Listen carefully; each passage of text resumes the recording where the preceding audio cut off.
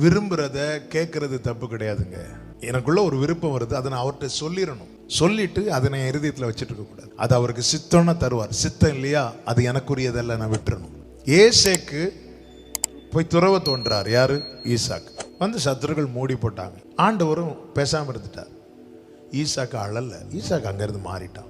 சித்னாவில் அங்கேயும் அதே பிரச்சனை. ஈசாக்கு மாறிட்டான். ரெகோபோத்துல வந்தான். ஏன் ஏசேக்கிலும் சித்னாவிலும் மூடி போட்ட சத்துருக்களுக்கு ஏன் ரெகோபோத்துக்கு வரல? என்ன கேட்டா நான் சொல்லுவேன், கர்த்தர் வர விடல. ஏன்? அது ஈசாக்கு, அது உனக்குரியது. உனக்கு நான் ஆயத்தம் பண்ணது. உனக்கு ஆயத்தம் பண்ண எல்லைக்குள்ளே சத்துருவை வர விட மாட்டேன். உனக்குரியது அல்லாததுல ஒன்னையும் இருக்க விட மாட்டேன். ஏசேக்குல கர்த்தர் ஈசாக்கு இருக்க விடல. சித்னாவுல கர்த்தர் ஈசாக்கு இருக்க விடல. ரெகோபோத்துல கர்த்தர் சத்துருக்களை இருக்க விடல.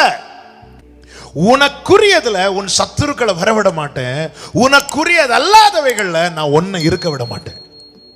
இந்த நிச்சயம் மட்டும் இருக்கும்னா கிடைக்காததுக்காக நம்ம புலம்ப மாட்டோம், கிடைச்சதுக்காக நம்ம ஸ்தோத்திரம் பண்ணோம்.